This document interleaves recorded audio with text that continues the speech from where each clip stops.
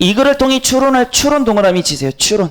이 추론이란 게 나오면 항상 뭐가 돼야 된다? 어떤 범위 안에서 확장을 할 수 있어야 된다는 얘기죠. 근데 우리 단순하게 한번 볼까요? 철수는 착하다 그랬습니다. 추론해 볼까요? 착한 범위만 들어오면 다 되는 거잖아요. 동생 숙제 도와줘도 돼요, 안 돼요? 돼요. 할머니 안마해도 되는 거죠? 할아버지 간식 사드려도 되는 거죠? 그럼 두 번째 예문 한번 볼까요?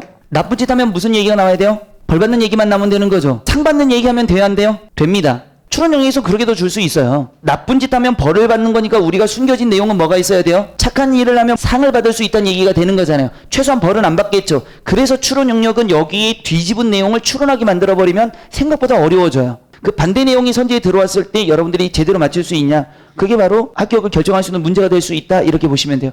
자, 답부터 확인하고 가겠습니다. 보험은 보험자인 보험회사가 일정한 보험료를 내는 보험 가입자의 특정한 손실이 발생했을 경우 사전에 약정한 보험금을 가입자 또는 수혜자에게 지불하는 명문화된 약정이다. 이럴 때 여러분들 두 명을 잘 봐야 돼요. 가입자 또는 수혜자에게 지불한다니까 가입자가 특정 손실이 있을 때 누가 받는 거죠?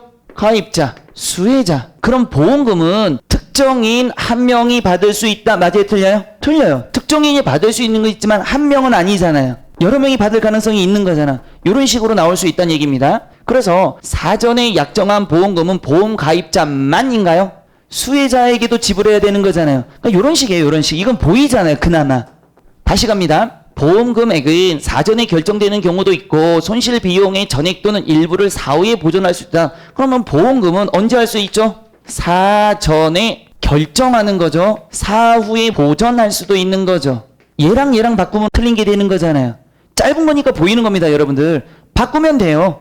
즉 보험은 보험 가입자에게 보험 약관에 명시된 재해에 의해 발생한 경제적 손실을 보장해주는 계약이다. 보험 가입자는 미래에 발생할 수 있는 손실을 보험자로부터 보장받기 위해 일정하게 약정된 금액을 지불해야 된다. 이러한 방법에 의해 보험 가입자는 미래에 발생할 수 있는 잠재적인 경제적 위험을 보험회사에 이전시키는 것이다. 결국 예상되기는 하지만 발생이 불확실한 손실의 위험이 피보험자로부터 보험자에게로 이전되는 거죠, 지금. 자, 그럼 보세요. 명확하게 예상되는 손실에 대해서 보험이 만들어지기가 어렵다. 뭘 가지고 알 수가 있는 거죠?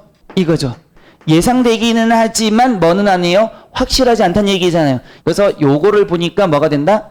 명확하게 예상되는 손실에 대해서는 보험을 만들 수 없다. 분명히 이 내용을 약간 뒤집은 거잖아요. 그걸 추론하라고 만든 겁니다. 그러니까 이 문제는 살짝 몇 표 쳐놓고 요런 식의 게 어렵다라고 얘기하는 거구나 라고 보시면 됩니다.